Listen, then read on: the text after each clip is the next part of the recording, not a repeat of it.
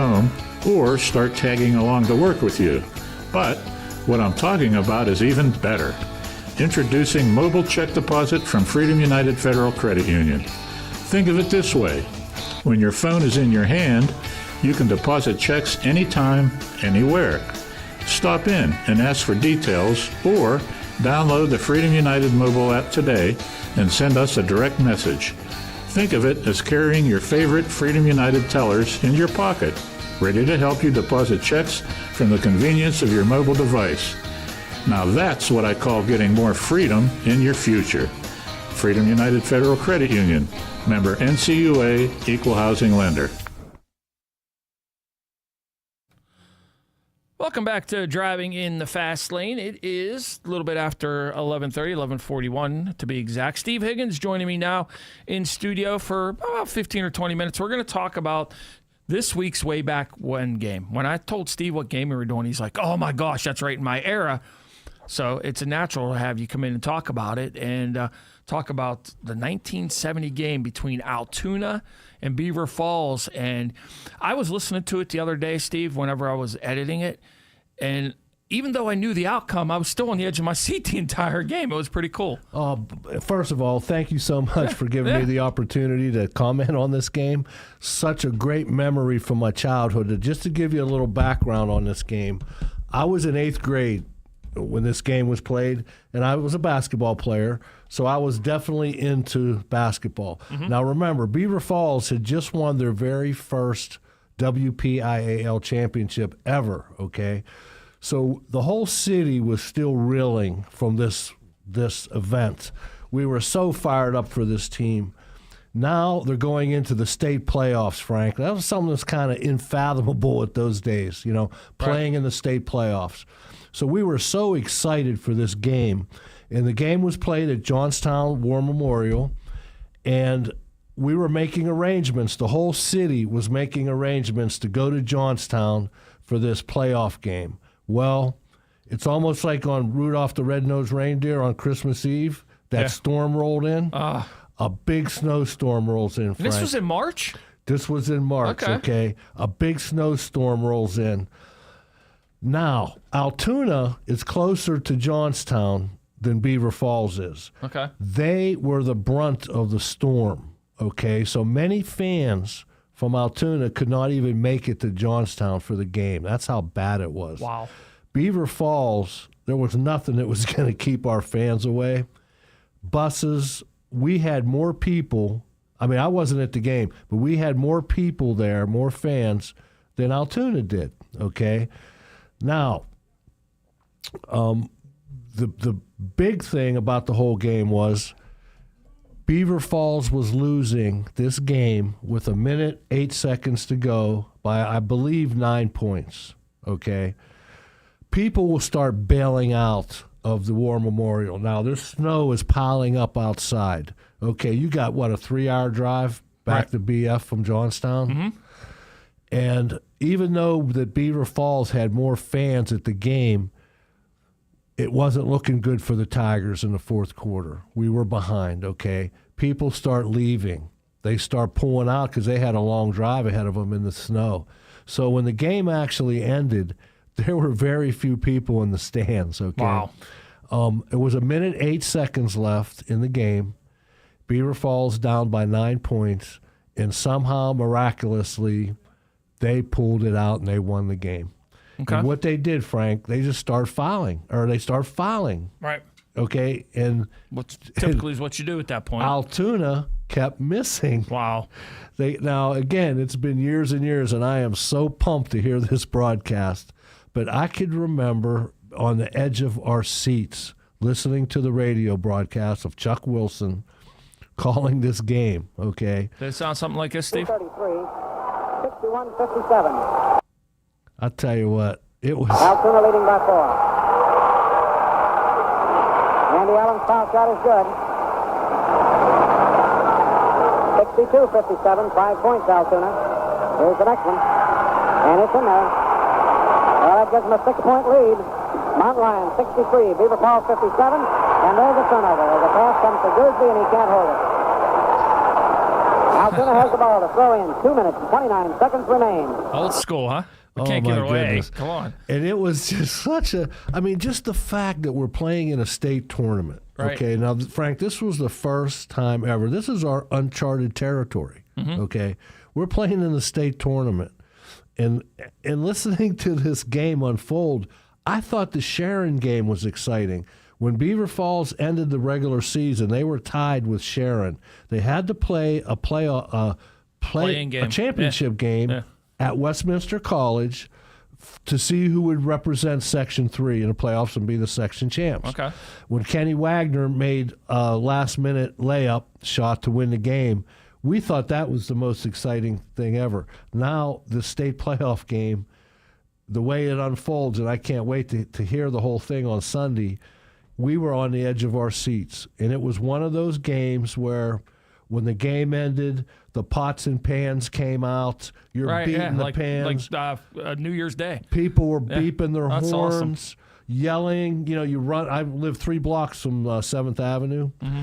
People up on the main street just going crazy, okay? It was such an event.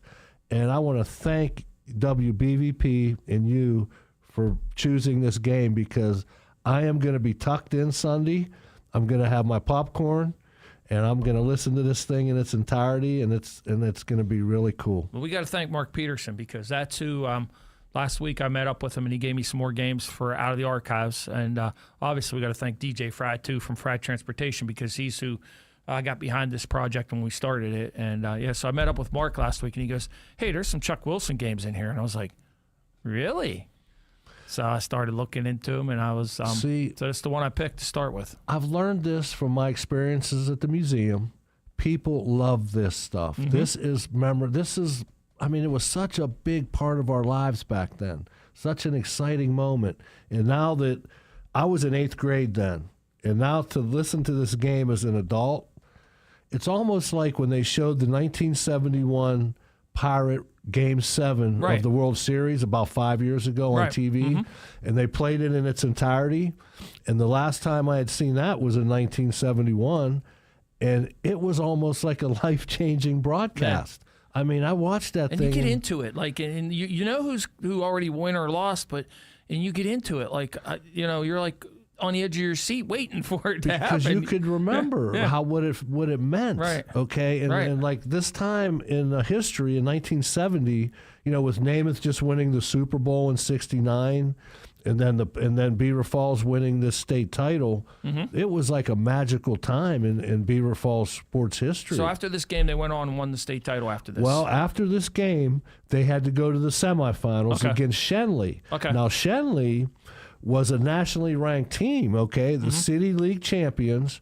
They had 3 all-state players, Maurice Lucas, Ricky Coleman, and Hobson. And they were one of the best teams in the whole country. Now, Beaver Falls had played them early in the season in an exhibition game and beat them, okay? Now, Shenley goes on to win the City League championship. They beat Fifth Avenue, okay? Their coach came out. I don't know if anyone ever caught this. And in the newspaper, he made the statement that he thought Fifth Avenue was better than Beaver Falls. Okay. Oh, wow. So that was before this Western Regional game. So Beaver Falls kind of had that in their back pocket. That's a little they had fuel that to in the fire. their back pocket because they had beaten Shenley. Okay. So now they meet again in the Western Regional Finals. The winner goes to the state, okay? Of course, Beaver Falls prevails 87-83. And another kicker to that story, we have the newspaper article in the museum after that game, and the coach of Shenley, still after Beaver Falls had beaten them twice, made the statement that he thought Fifth Avenue was better than Beaver Falls. Well, then I guess Fifth Avenue was better than you too. Well, I thought that was kind of a classless remark. Yeah, absolutely. Because we beat them twice. Yeah. Now, Fifth Avenue, by the way, had Dwight Clay. Now, Dwight Clay was the player that played for Notre Dame a few years later, and he made the shot that beat UCLA to break their winning streak. Okay. of like 30-some games. Right. So he was a big player, Right. okay? Well, he played for Fifth Avenue. Shenley had beaten them in the City League Championship, but they said that Fifth Avenue was better than us, okay? Yeah. So what a game, Obviously, right? Fifth Avenue's better than Shenley, too, then, Beaver right? Falls beats Shenley in the semifinals. That's awesome. And goes on to the state. I would love if somebody out there has a copy of it, I'd be more than happy because we don't have it, a copy of that final. I would love to have that so we could put that on the air, too. Oh, you mean a broadcast? Yeah, a broadcast of that state final. Well, you guys would have it. We don't, unfortunately. Wow. Yeah. Wow. So, but you know what? The 1949 one that I do have that was, I think, Aliquip and Ambridge, that one actually came to us from a listener. So sometimes people have stuff like that. You can hear them in the background cheering as they were doing it, part of the game, how they were recording it. So it's pretty cool. But, but yeah, so that team there, so that was coached by legendary coach Frank Chan. You had Oscar Jackson was on the team. Denny Kopka was on the team. Who else was on there? Gooseby was on the team. Gary Gooseby were the guards, and Kenny Wagner. The forwards were Jackson and Kopka, or Jackson and Hamil. Okay. And Denny Kopka was the center. Now, mind you, to say that Fifth Avenue was better than them, of this starting five, Frank, 3 guys went Division I. Wow. A 4th guy went Division II, Kopka, was an All-American at Slippery Rock. He was my gym coach in middle school. Oscar Jackson went to Duquesne. Yeah. Kenny Wagner went to Pitt, played in the Elite Eight for Pitt, and Al Hamil went to Cincinnati. Okay. Denny Kopka went to Slippery Rock, was an All-American in a D2, and Gary Gooseby actually did not attend college, but he was such an elite ball handler, he had tryouts. The Harlem Globetrotters spurred other teams that were like the Harlem Globetrotters, and he had a tryout with a couple other teams that were like the Harlem Globetrotters for his ball handling. So this 5 starting lineup, I mean, in my opinion, they deserve to be mentioned with the 65 Midland, the 67 Ambridge, and those type of teams. They were elite. Yeah. That's awesome.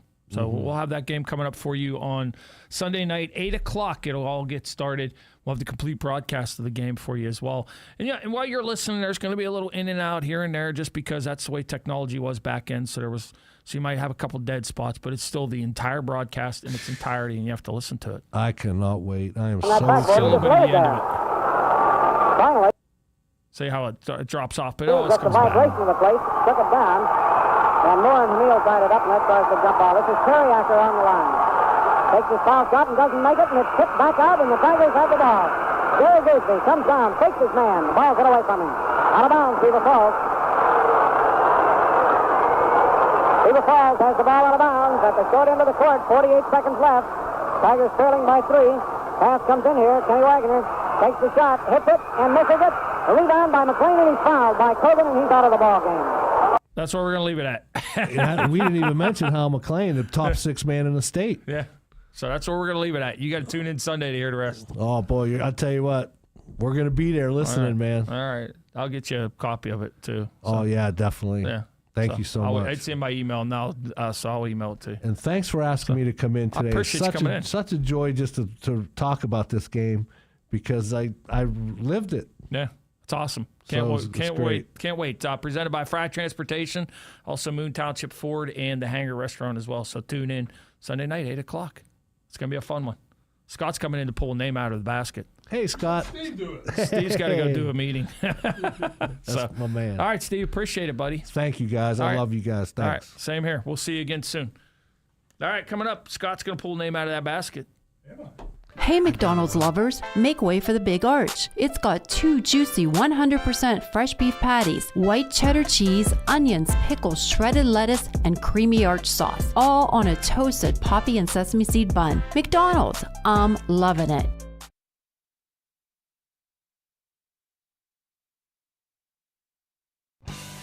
Pirates fans, the Tampa Bay Rays are in town to take on the Bucks on Saturday, April 18th at 4:05 p.m. for the first bobblehead night of the season. And this one is extra special because it features Paul Skeens with his National League Cy Young Award. all fans take home a one-of-a-kind collectible bobblehead featuring the Pirates ace, Paul Skeens, all thanks to PNC. Get your tickets and check out all of our giveaways this season at pirates.com/promotions.